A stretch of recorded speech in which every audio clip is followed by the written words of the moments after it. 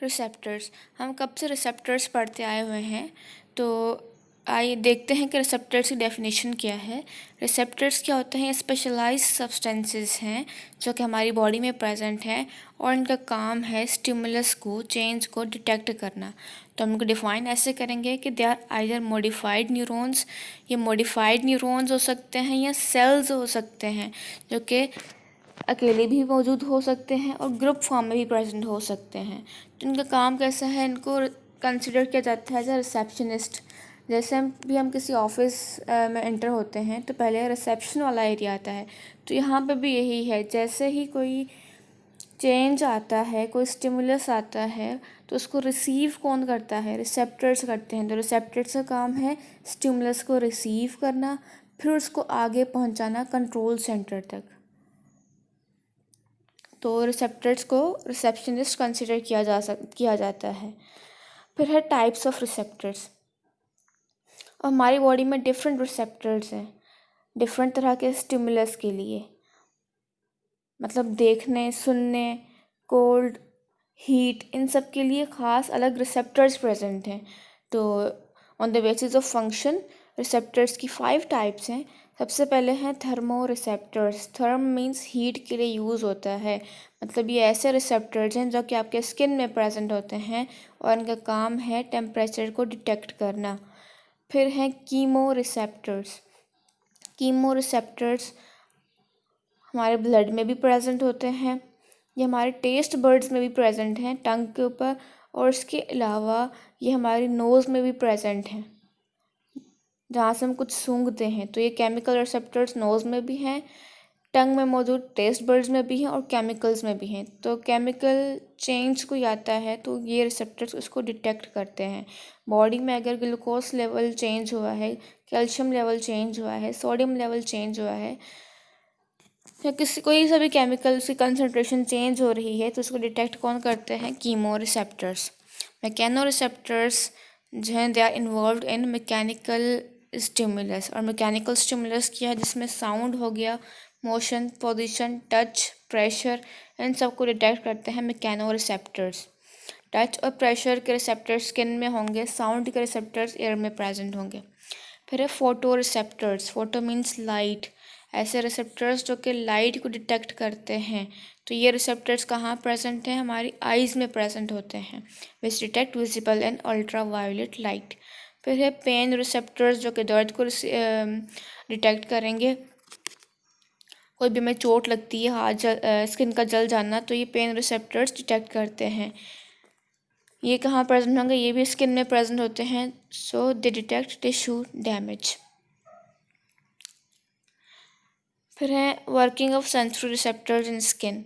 हमारी स्किन जो है बहुत सेंसिटिव है, किसी तरह का स्टिमुलस आता है, ये फ़ौरन उसको सेंस करती है, डिटेक्ट करती है। और वो ऐसा क्यों करती है? क्योंकि हमारी स्किन में डिफरेंट तरह के रिसेप्टर्स प्रेजेंट हैं। टच के लिए रिसेप्टर्स हैं, प्रेशर के लिए रिसेप्टर्स हैं, कोल्ड वार्म मीन्स टेम्परेचर के लिए रिसेप्टर्स हैं, और पेन डिटेक्ट करने के लिए रिसेप्टर्स प्रेजेंट हैं। तो हमारी स्किन में जो रिसेप्टर्स हैं वो 2 टाइप्स के हैं। There are 2 types of sensory receptors in the skin. ये कौन से हैं? These are free nerve endings और इनकैप्सुलेटेड रिसेप्टर्स। इनकैप्सुलेटेड रिसेप्टर्स ऐसे हैं जिनकी नर्व एंडिंग्स के बाहर कैप्सूल लाइक कोई चीज़ प्रेजेंट हो, जबकि फ्री नर्व एंडिंग्स में ऐसी कोई चीज़ प्रेजेंट नहीं होती।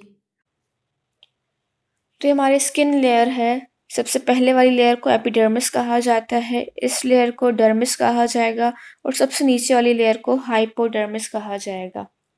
तो हमने कहा कि हमारे स्किन के ऊपर रिसेप्टर्स प्रेजेंट हैं जो कि डिफरेंट स्टिमुलस को डिटेक्ट करते हैं। फिर हमने कहा कि रिसेप्टर्स 2 तरह के हैं, एक फ्री नर्व एंडिंग्स और दूसरा इनकैप्सुलेटेड। वो जो इनकैप्सुलेटेड रिसेप्टर्स हैं उनकी मज़ीद 2 टाइप्स हैं, मेजनर कर्पसल्स और पेसिनियन कर्पसल्स। ये नाम उनको अपने डिस्कवरर के बाद दिया गया है। तो फ्री नर्व एंडिंग्स जो हैं ये एपिडर्मिस या डर्मिस वाले एरिया में प्रेजेंट होते हैं, और इनका काम होता है पेन को डिटेक्ट करना, हीट या कोल्ड को डिटेक्ट करना, टच को डिटेक्ट करना। अगर आपने हल्का सा कोई टच करता है उसको डिटेक्ट करना, ये काम फ्री नर्व एंडिंग्स के हैं। तो फॉर एग्जांपल ये हीट को डिटेक्ट कर रहा है तो ये रिसेप्टर्स कोल्ड को डिटेक्ट करेंगे, ये receptors free nerve endings pain को डिटेक्ट करेंगे। इसी तरह के एक और प्रेजेंट होंगे जो कि टच या प्रेशर को डिटेक्ट करेंगे। उसके बाद है इनकैप्सुलेटेड रिसेप्टर्स में मेसेंजर कर्पस्कल्स। तो ये जो आपको नज़र आ रहे हैं इनकी नर्व एंडिंग्स कैप्सुलेटेड हैं, यहाँ पे ये कैप्सूल लाइक स्ट्रक्चर प्रेजेंट है, तो नर्व एंडिंग्स इसमें इनक्लोज्ड हैं। तो मेसेंजर कर्पस्कल्स प्रेजेंट होते हैं डर्मिस वाले रीजन में, उनका काम भी क्या है कि टच को डिटेक्ट करना। फिर तीसरी तरह के रिसेप्टर्स हैं जिनको पैसिनियन कर्पस्कल्स कहते हैं, ये भी इनकैप्सुलेटेड हैं और उनके कैप्सूल्स बिल्कुल ऑनियन लाइक हैं। आपने प्याज देखा होगा उसकी जैसा उनका स्ट्रक्चर होता है।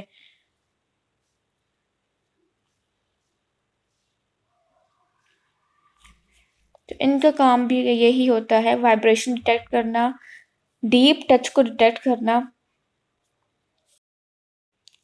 इनको स्लाइड में से देख लेते हैं। फ्री नर्व एंडिंग्स क्या हैं? They are simplest type, they lie in epidermis और डर्मिस। अभी हम लेयर्स देख चुके हैं। तो फ्री नर्व एंडिंग्स वाले रिसेप्टर्स डर्मिस या एपिडर्मिस लेयर में प्रेजेंट होते हैं और एक इसमें इन्वॉल्व है टच और प्रेशर में। तो इसका मतलब मैकेनो रिसेप्टर्स प्रेजेंट होते हैं। पेन रिसेप्टर्स जो पेन को डिटेक्ट करते हैं उनको नोसिसेप्टर्स कहा जाता है। तो स्किन के ऊपर नोसिसेप्टर्स भी प्रेजेंट हैं और जो हीट और कोल्ड को डिटेक्ट करते हैं थर्मो रिसेप्टर्स भी प्रेजेंट हैं।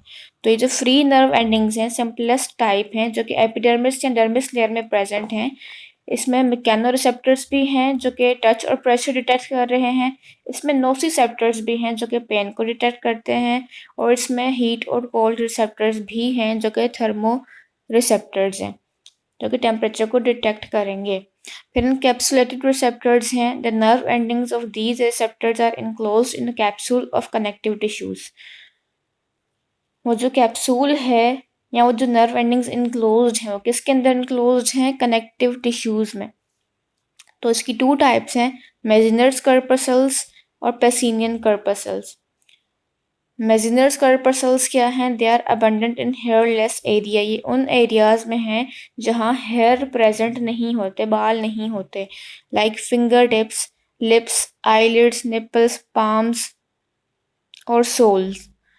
मेसेंजर कर्पस्कल इन एरियाज में प्रेजेंट होते हैं।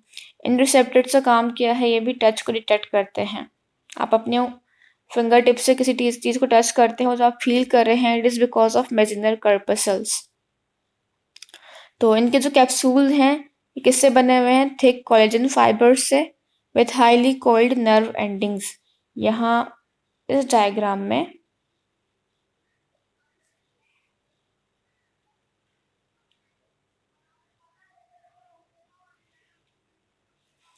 ये जो है ये है मेसेंजर कर्पस्कल्स जो कि डर्मिस एरिया में प्रेजेंट है। उसके बाद है पैसिनियन कर्पस्कल्स। पैसिनियन कर्पस्कल मैं आपको पहले दिखा देती हूँ। ये वाले जो रिसेप्टर्स हैं ये पैसिनियन कर्पस्कल्स हैं and they are present deep inside the skin. ये डर्मिस में डीप इनसाइड प्रेजेंट होंगे या हाइपोडर्मिस लेयर में प्रेजेंट होंगे। तो these sensory nerve ending is surrounded by concentric onion-like layers of membrane। इसमें onion-like layer present है टिश्यूज की जिन्होंने इसको सराउंड किया हुआ है। They are present in dermis, देखिए deep inside the dermis layer में, कुछ इंटरनल ऑर्गन्स और फ्रीली मूवेबल जॉइंट्स में ये पैसिनियन कर्पस्कल्स प्रेजेंट हैं जो कि वाइब्रेशंस को डिटेक्ट करते हैं। तो they respond to rapid change in pressure associated with touch and vibrations. ये प्रेशर को डिटेक्ट करते हैं जो कि चेंज होता है किसकी वजह से? टच या वाइब्रेशंस की वजह से। जो डीप टच होता है उसको पैसिनियन कर्पस्कल्स डिटेक्ट करते हैं।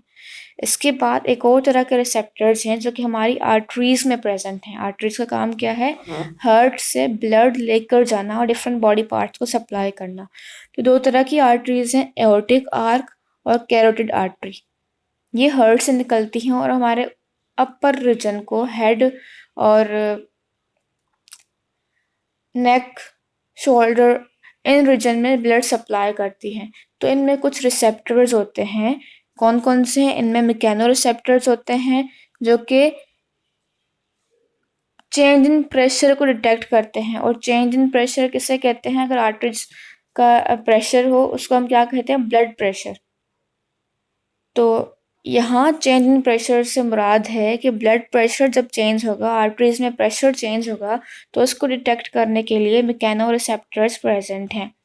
मैकेनोरिसेप्टर्स के बाद इन आर्टरीज में बैरोरिसेप्टर्स भी प्रेजेंट हैं। बैरोरिसेप्टर्स का काम क्या है, ये पल्स प्रेशर को डिटेक्ट करते हैं। और पल्स प्रेशर क्या है, वो जो ब्लड प्रेशर में सिस्टोलिक और डायस्टोलिक प्रेशर है 120 और 80, तो 120 माइनस 80 इनका जो डिफरेंस है उसको पल्स प्रेशर कहा जाता है, जो है 40। तो बैरोरिसेप्टर का काम क्या है कि पल्स प्रेशर में चेंज आए उसको डिटेक्ट करना है। तो मैकेनो और बैरोरिसेप्टर्स जब ब्लड प्रेशर और पल्स प्रेशर में चेंज आता है तो इसको डिटेक्ट करके इसको रिसीव करके कहाँ सेंड करते हैं, ब्रेन के पार्ट मेडुला ऑब्लोंगेटा में, जो कि ब्लड प्रेशर को कंट्रोल करता है। इसी तरह इन आर्टरीज में एक और रिसेप्टर्स प्रेजेंट हैं, उनको कीमो रिसेप्टर्स कहते हैं। उन कीमो रिसेप्टर्स का नाम है एओर्टिक बॉडी और कैरोटिड बॉडी। तो aortic arch and carotid cyanosis also contain chemo receptors, और इन कीमो रिसेप्टर्स को कहते हैं aortic body and carotid body. इनका काम क्या होता है, ये ब्लड में मौजूद जो केमिकल्स हैं उनमें अगर चेंज आए, उनकी कंसंट्रेशन में चेंज आए, तो इसको डिटेक्ट करते हैं। और ख़ास तौर पर कौन से केमिकल्स, कार्बन डाइऑक्साइड की कंसंट्रेशन और हाइड्रोजन आयन की कंसंट्रेशन को डिटेक्ट करते हैं। तो जो आर्टरीज में रिसेप्टर्स प्रेजेंट हैं वो कौन कौन से हैं, वो मैकेनो रिसेप्टर्स हैं, बैरो रिसेप्टर्स हैं और कीमो रिसेप्टर्स हैं। मैकेनो रिसेप्टर्स और बैरो रिसेप्टर्स ब्लड प्रेशर और पल्स प्रेशर को डिटेक्ट करके अगर कोई चेंज आया है तो डिटेक्ट करेंगे और मेडुला को सेंड करेंगे, जो कि फिर उसको वापस कंट्रोल करेगा, नॉर्मल पे ले आएगा। इसके अलावा जो इनमें मौजूद एओर्टिक आर्क और कैरोटिड आर्टरी में कीमो रिसेप्टर्स हैं, उनको नाम दिया गया है एओर्टिक आर्क और एओर्टिक बॉडी और कैरोटिड बॉडी का, जिनका काम है कि ब्लड में जब कार्बन डाइऑक्साइड और हाइड्रोजन आयन की कंसंट्रेशन चेंज हो तो उसको डिटेक्ट करें। फिर नेक्स्ट टॉपिक है नर्वस डिसऑर्डर्स। नर्वस डिसऑर्डर्स कौन से होते हैं, जब आपके ब्रेन का कोई पार्ट काम करना छोड़ दे या कोई फंक्शन परफॉर्म करना छोड़ दे, तो एज अ रिजल्ट जो डिसऑर्डर्स होते हैं उनको नर्वस डिसऑर्डर कहा जाता है। यहाँ आपकी बुक में 3 डिसऑर्डर्स को डिस्कस किया गया है। सबसे पहले है पार्किंसंस डिजीज। पार्किंसन डिजीज क्यों है, it is a brain disorder caused either by degeneration और damage to nerve tissues within basal ganglia of brain. Brain में या ब्रेन का कोई पार्ट डैमेज हो जाए या किसी पार्ट की डेथ हो जाए, और ख़ास तौर पर वो पार्ट जो कि एक न्यूरोट्रांसमीटर प्रोड्यूस करता हो जिसको डोपामाइन कहते हैं। ये नाम आपने ज़रूर लास्ट वीडियोस में सुना होगा। तो ब्रेन में वो पार्ट्स जो कि डोपामाइन प्रोड्यूस करते हैं वो डैमेज हो जाए, उनकी डेथ हो जाए, तो उससे जो डिज़ीज़ होगी उसको पार्किंसंस डिजीज़ कहा जाएगा। तो पार्किंसन डिजीज़ में क्या होता है, ट्रिमर्स पड़ते हैं, कपकपाहट स्टार्ट होती है। तो ये कपकपाहट पहले हाथों से स्टार्ट होती है, हाथों के बाद ये पूरे बाजू में फैलती है, फिर लोअर लिम्स तक ये कपकपाहट फैलती है, उसके बाद ये पूरी बॉडी में फैल जाती है। तो जिसमें ये डिसऑर्डर प्रेजेंट है वो कोई भी काम सही से नहीं कर पाते, उनका हर काम करते हुए हाथ कपकपा रहा है, चाहे वो किसी से मिल रहे हों, चाहे वो पानी पी रहे हों, तो वो कपकपाहट में प्रेजेंट होती है। और ये जो कपकपाहट है ये इनवॉलंटरी है, उनके अपने अख्तियार में नहीं है, वो खुद ही ऑटोमेटिकली हो रही है। तो disease affects both sides of body, body के दोनों साइड्स को अफेक्ट करती है, and cause stiffness, weakness and trembling of muscles. Muscles stiff हो जाते हैं, उनमें वो सख्ती नहीं रहती, वो हार्डनेस नहीं रहती। जब भी हम कोई काम करते हैं हमारे मसल्स कॉन्ट्रैक्ट होते हैं और हार्ड होते हैं, तो यहाँ पे मसल्स सॉफ्ट रहते हैं और वीक हो जाते हैं, और ट्रेम्बलिंग, उनमें कपकपाहट होती है। ट्रीटमेंट क्या है, इसके लिए एक दवाई दी जाती है, लियोडोपा।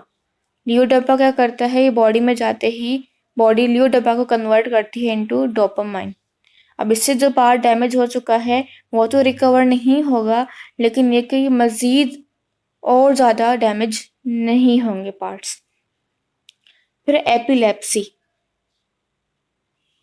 पार्किंसन डिजीज़ जो है ये 40s और 50s की एज में होती है। एपिलेप्सी जो है ये यंग एज में भी होती है, जिसको मिर्गी के दौरे कहा जाता है।